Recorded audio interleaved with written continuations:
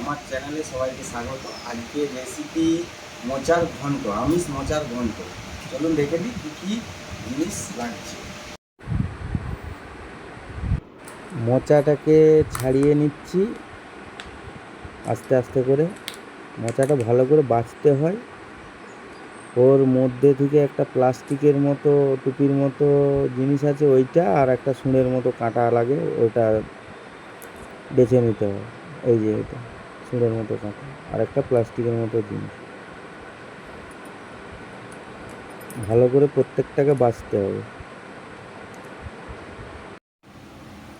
আজকের রেসিপি মোচার ঘন্ট।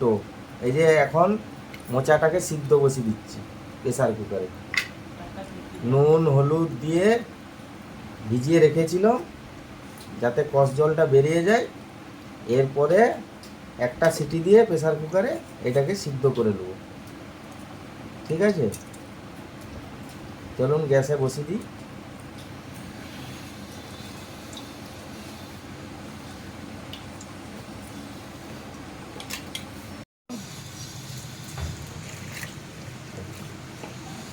দিয়ে প্রেসার কুকারের ঢাকনা বন্ধ করে দিচ্ছি, একটা সিটির অপেক্ষায়। ঠিক আছে, মুসুর ডাল, আলু আলু কোচা কোচা করে অল্প করে দেবো। আর আলুটা সিদ্ধ করিনি, মোচার ঘন্টটা সিদ্ধ করেছিলাম। আলুটা ভেজে নেবো আর মুসুর ডালটা ভেজে নেবো। 3টে পেঁয়াজের কুচি মাঝারি সাইজের। আচ্ছা, আদা বাটা, রসুন বাটা, কাশ্মীরি লঙ্কার গুঁড়ো, ঝাল লঙ্কার গুঁড়ো, ধনা গুঁড়ো, জিরা গুঁড়ো সব 1 চামচ করে দিয়েছি। এটা হাফ চামচ আছে জিরা গুঁড়োটা। আর কাঁচা লঙ্কার কুচি। চলুন আলুটা ভেজে নিই।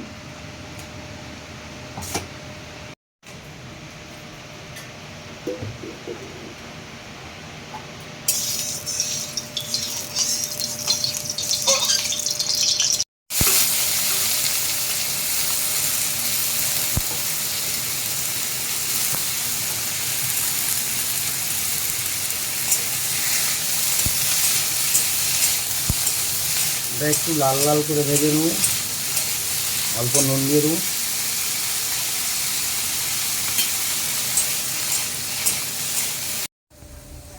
আলুটা এবারে তুলে নেবো, ভাজা হয়ে গেছে, ভাজা হয়েছে। এবারে আলুটা ভেজে নিয়ে ওই মুসুর ডালটা ভেজে নেবো। মুসুর ডালটা এবারে দিই, অল্প তেল দেবো।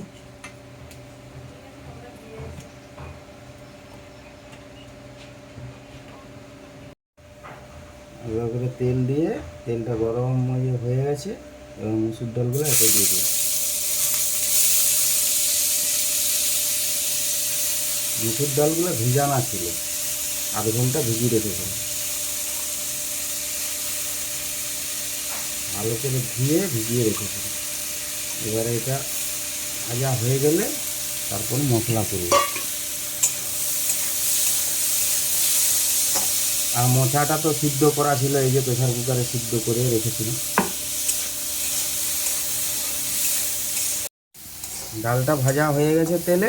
এটা ছোলার ডালেও হয় এই রেসিপিটা, আমরা মুসুর ডালে করলাম। ছোলার ডালের রেসিপিটা পরের বারে দেখাবো। নিরামিষ ছোলার ডালের করব মোচার ঘন্ট, আজকে মুসুর ডাল দিয়ে বানাচ্ছি। ডালটা ভাজা হয়ে গেছে, এবার তুলে নেব। খুন্তিয়ে করেই তুলছি। আটা করব অল্প 15 গ্রাম তেল, বেশি তেল দিইনি। বেশি তেল দিলে শরীর খারাপ করবে, কোলেস্ট্রল বাড়বে। তেল কম করে খেতে হবে। মুসুর ডালে তেল গেছে, আলুয়ে তেল গেছে। তেল গরম হয়ে গেছে, শুকনো লঙ্কা একটা ফোড়নে দিয়ে দিলাম, কাঁচা লঙ্কাগুলো এর সাথে দিয়ে দিলাম। লঙ্কাটা ঠিকঠাকতে পেঁয়াজগুলো দিয়ে দিই। পেঁয়াজটাকে ভালো করে লাল করে ভেজে নেব।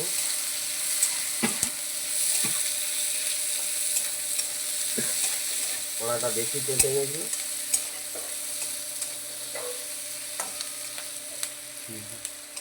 এটা লাল লাল করে ভাজা হয়ে গেছে। তারপরে দিয়ে দিচ্ছি রসুন বাটা, ওই 2 চামচের মতো। এরপরে আদা বাটাটা দিয়ে দিলাম, দিয়ে লাড়বো, ভালো করে ভাজাবো, তারপরে বাকিগুলো দেবো। ঠিক আছে, বাকিটা একটু কমিয়ে দিলাম। গুঁড়া আইটেমগুলো দিয়ে দেবো। প্রথম কাশ্মীরি লঙ্কা, লঙ্কাটা আগে দিলে কালারটা আসবে। তারপরে ঝাল লঙ্কার গুঁড়ো দিয়ে একটু নাড়িয়ে দেবো।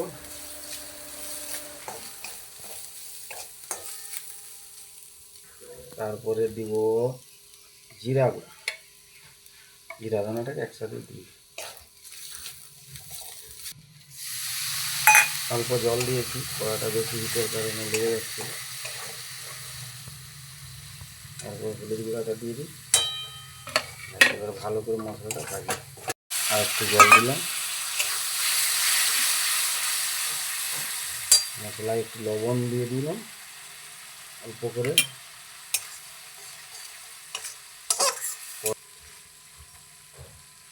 কলা মাছাটা দেবো, মশলা তেল ছেড়ে দিয়েছে, এবার সিদ্ধ করে রাখা কলা মাছাটা দিয়ে দিলাম। কলা মাছাটা দিয়ে ভালো করে নাড়বো। কলা মাছাটাই তাহলে মশলাটা ভালো করে ঢুকবে, একটু কষাতে হবে।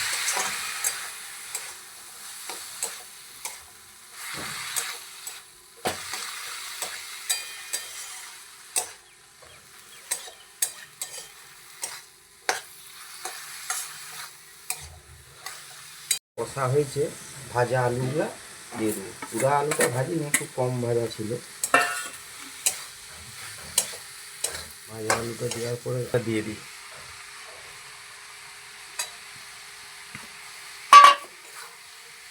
আবার নেড়ে চেড়ে নেবো, ভালো করে মিশিয়ে নেবো। মশলাটা ভালো করে সব জিনিসের মধ্যে চলে যাবে।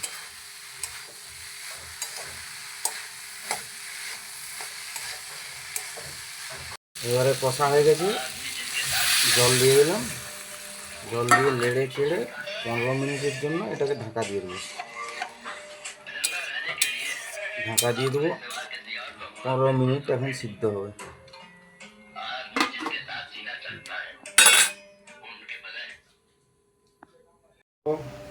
অল্প চিনি দিয়ে দিলাম, তাহলে নুন ঝালটা নিয়ন্ত্রণে থাকবে। 1/2 চামচ দিয়ে নেড়ে দিয়ে গায়া ঘি একটু দিতে হবে।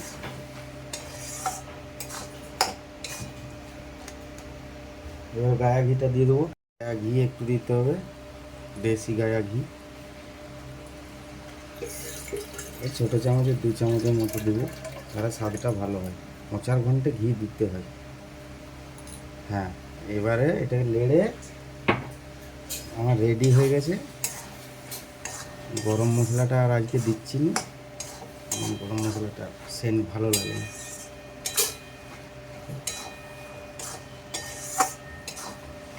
মোচার ঘন্ট রেডি।